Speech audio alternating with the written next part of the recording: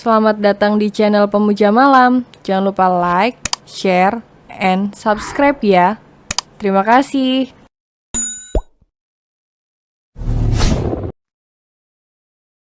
Episode 5. Semua akan cantik jika punya uang banyak. Els harus pura-pura tidak tahu dan tidak boleh bertanya tentang masalah pribadi Hugo. Keesokan paginya, Els bangun duluan dan melihat Hugo yang masih tertidur sambil dia peluk. Astaga, jadi aku semalaman memeluk Tuan Hugo. Mati aku, bagaimana mungkin aku bisa keenakan dengan tubuh besar ini? Perlahan Els menjauhkan tangan dan kakinya. Namun hal itu justru membuat Hugo terbangun. Lelaki itu membuka mata dan menatap Els di sana. "Selamat pagi sayang," ucap Els yang tertangkap basah. "Aku mau ke kamar mandi." Els menjauhkan diri seraya menutup mulutnya karena takut bau. Jangan sampai Els membuat suasana hati Hugo memburuk sepagi ini. Selang beberapa saat, buka pintunya.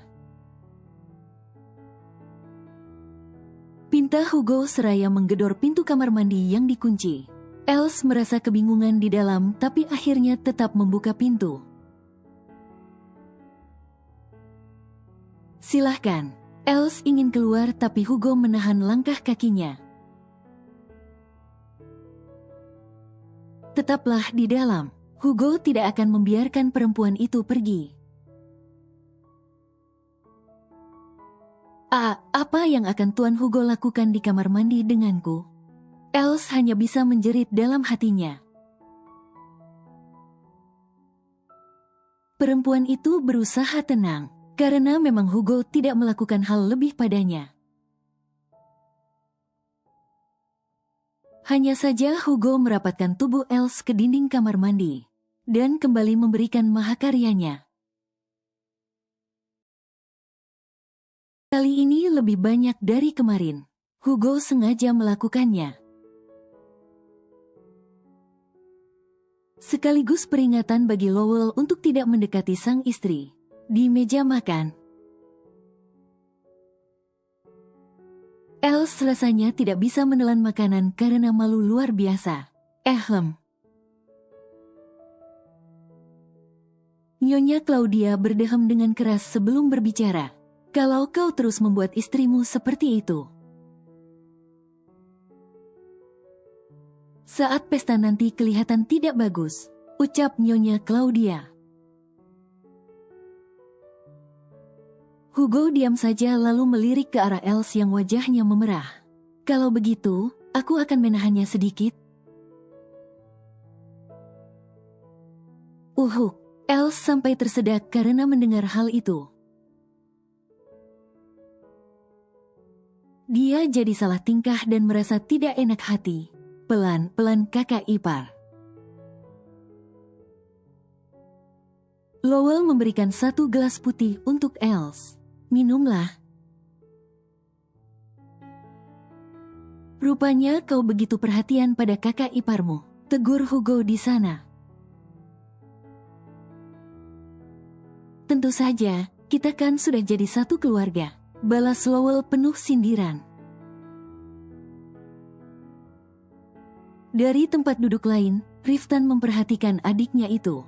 Sudah dipastikan kalau Lowell mendengar pembicaraannya kemarin. Sebelum berangkat ke kantor, Riftan ingin berbicara berdua dengan Lowell. "Kau sudah tahu, bukan?" tanya Riftan tanpa basa-basi. "Apa maksud kakak?" Lowell pura-pura tidak mengerti. "Kau memberikan perhatian lebih pada Els. Karena kau tahu kalau dia bukan istri Kak Hugo yang sesungguhnya." Jelas Riftan, benarkah? Lowell masih bersikap pura-pura terkejut mendengar hal itu. Jangan bercanda, Lowell. Riftan sudah kehilangan kesabaran. Seharusnya aku yang bicara seperti itu. Balas Lowell tidak mau kalah. Bagaimana mungkin kalian berdua ingin menghancurkan tradisi keluarga? Kalau Els hanya istri palsu, artinya kakak melangkahi Kak Hugo menikah. Apa yang akan terjadi pada keluarga Duke nanti?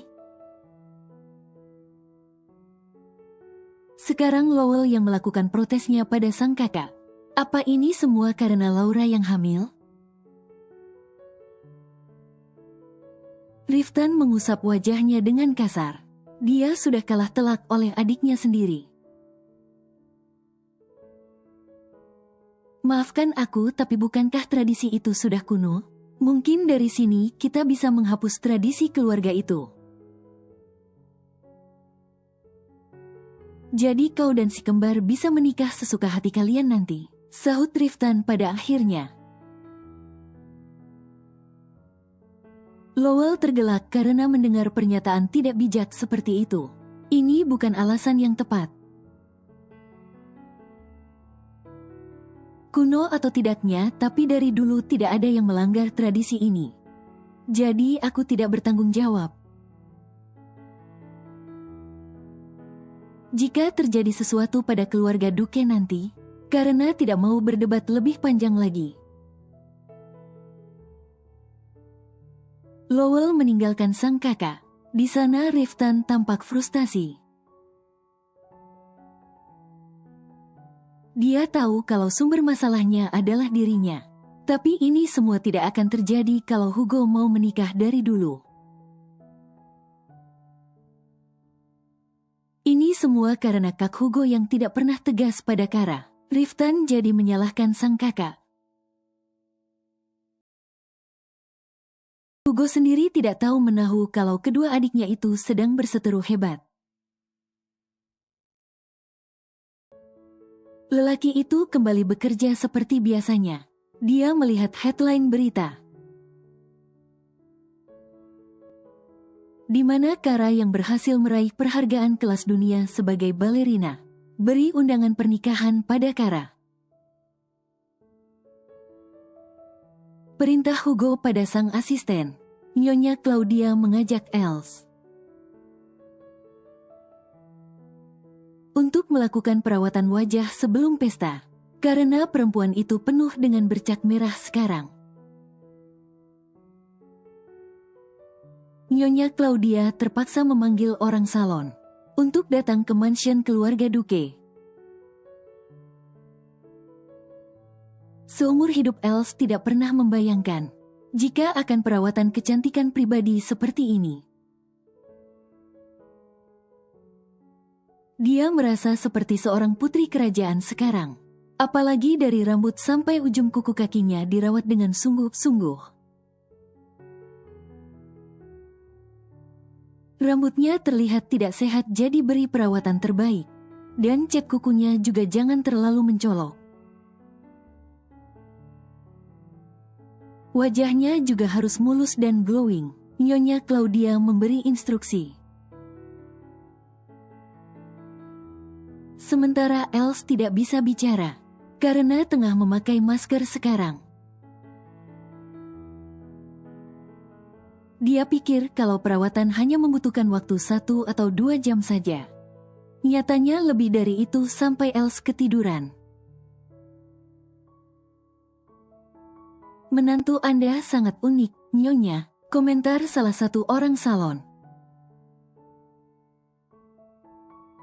Nyonya Claudia sudah tidak kaget lagi melihat tingkah laku sang menantu. Tak lama Laura datang setelah berbelanja. Karena Riftan sudah memberinya transferan uang. Ibu, aku datang. Ucap Laura. Laura datang membawakan tas edisi terbaru yang dibelinya. Lihatlah tas ini. Atensi perempuan itu teralihkan oleh Els yang tertidur saat perawatan. Dia, namanya Els, dia istri Hugo. Jelas Nyonya Claudia sebelum Laura banyak bertanya. Laura mengamati perempuan yang sepertinya masih polos itu. Dia berbeda dengan Kara. Sebelumnya Riftan tidak pernah bercerita kalau pernikahan Hugo dan Els adalah pernikahan palsu. Jadi, Laura tetap mengira jika Els adalah istri dari Hugo. Sepertinya keberadaan perempuan itu tidak akan mengancam bayiku. Makan malam saja di sini, Nyonya Claudia memberikan penawaran. Dia sebenarnya tidak cukup dekat dengan Laura, tapi demi Riftan, dia akan bersikap baik. Baik ibu, balas Laura dengan senang hati. Saat perawatan selesai, Els baru terbangun. Dia merasa tidurnya sangat nyenyak. Jam berapa ini? Els jadi panik karena mendekati jam makan malam. Dia buru-buru masuk ke dalam kamarnya. Saat melihat penampilannya di depan cermin, Els kembali terkejut. Ya ampun, apa ini benar-benar aku? Pekik Els tidak percaya. Ternyata selama ini aku hanya kurang uang saja. Semua akan cantik jika punya uang banyak. Els benar-benar mulai menikmati hidup sekarang. Dia segera bersiap untuk menyambut suaminya pulang kerja. Ketika dia turun ke bawah lagi, Els melihat Nyonya Claudia tampak berbincang dengan seorang wanita. Els takut kalau wanita itu adalah Kara yang selama ini ditunggu oleh Hugo. Kak Els, kan? Tegur Laura seraya mendekat. Perkenalkan, namaku Laura, aku kekasihnya Riftan. Entah kenapa Els jadi lega mendengarnya. Jujur saja dia belum siap jika harus berhadapan dengan Kara. Jadi ini kekasih Riftan yang hamil itu? Els mengulurkan tangannya untuk memperkenalkan diri. Senang bertemu denganmu, Laura, ucap Els selembut mungkin. Kemudian Laura mengajak Els untuk bergabung bersamanya dan Nyonya Claudia. Kami sedang membahas pesta Kak Hugo nanti. Kami ingin pesta dengan nuansa kerajaan Eropa yang sederhana. Jelas Laura, dia tidak akan mengerti. Balas Nyonya Claudia yang tahu selera Els. Sepertinya menambahkan cerita putri dongeng akan berkesan ibu. Els memberikan usul supaya tidak dipandang sebelah mata. Ide Kak Els tidak buruk ibu. Tambah Laura, Nyonya Claudia hanya berdeham saja. Tapi diam-diam menulis ide Els untuk dia kirimkan pada wedding organizer. Beberapa menit sebelum jam makan malam tiba, semua anak laki-laki keluarga Duque mulai berdatangan. Laura tidak segan memeluk Riftan saat melihat kekasihnya pulang. Kendalikan dirimu, Laura. Riftan segera melepas pelukan sang kekasih. Bayi kita merindukan ayahnya. Bisik Laura. Hugo menggelengkan kepalanya melihat pasangan kekasih itu. Pantas saja Riftan bisa tergoda. Karena Laura terus saja menyerang sang adik tanpa tahu malu. Lelaki itu mencari Els dan pupil matanya membesar. karena melihat penampilan sang istri palsu yang tampak berbeda. Els kembali salah tingkah, tapi dia berusaha baik-baik saja. Ibu yang memberikan perawatan padaku.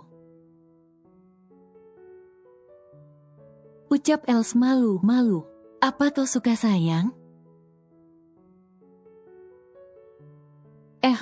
Hugo berdehem pelan untuk menguasai dirinya. Kau terlihat lebih cantik dari biasanya. Wajah Els semakin memerah dan hal itu bisa dilihat jelas oleh Lowell. Lowell masih menganalisa keadaan. Dia tidak mau gegabah dalam mengambil tindakan. Untuk sementara biarkan saja kedua saudaranya itu bermain. Saat makan malam pun, Lowell terus memperhatikan Els. Dia tidak bisa melepas pandangan dari perempuan itu. Rupanya Els sadar dan memberi isyarat pada Lowell. Ada apa? Lowell memiringkan kepalanya seolah mengerti dengan kata hati Els. Dia ingin berbicara berdua lagi, dan Els pun menganggukkan kepalanya. Sesuai janjinya kemarin, Lowell memberikan banyak camilan untuk Els. Kau bilang masih suka lapar, jadi terimalah ini. Ucap Lowell seraya memberikan paperback di tangannya. Ini banyak sekali, bagaimana kalau ketahuan oleh ibu? Balas Els jadi takut. Tenang saja, kau bisa meminta bantuan pelayan. Untuk memasukkannya ke kamarmu, ucap Lowell memberi saran. Els tampak kesenangan hanya karena camilan. Kau menyukainya, kakak ipar? Tanya Lowell seraya mengusap kepala Els yang seperti kucing jinak. Dari kejauhan Laura tidak sengaja melihat keduanya.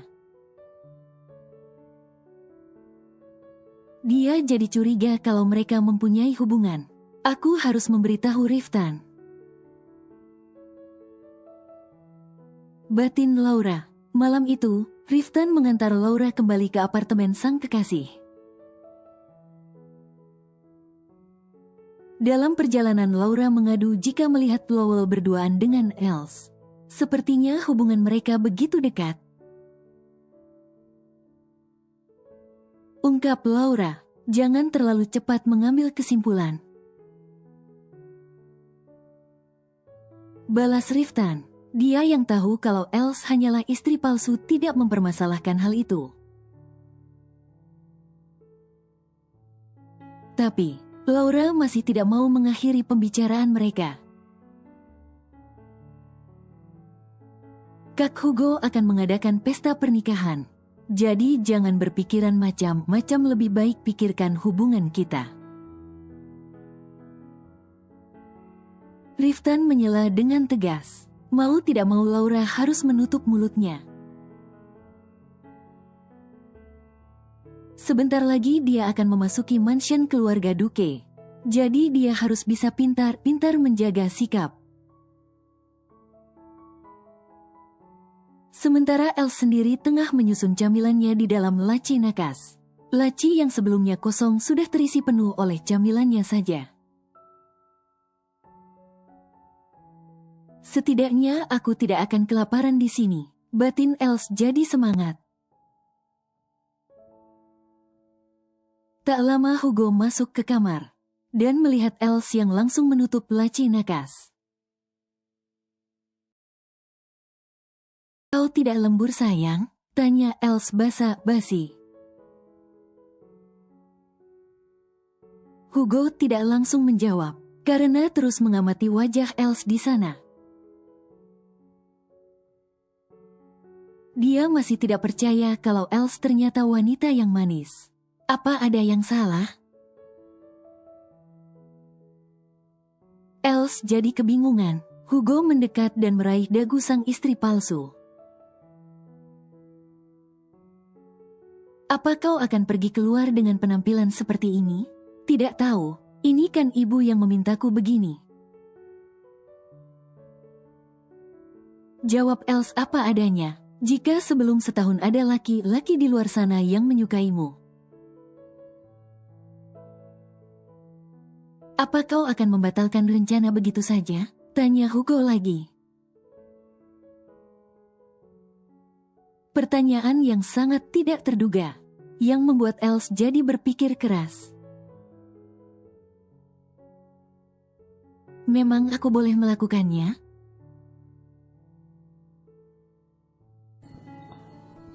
Bersambung.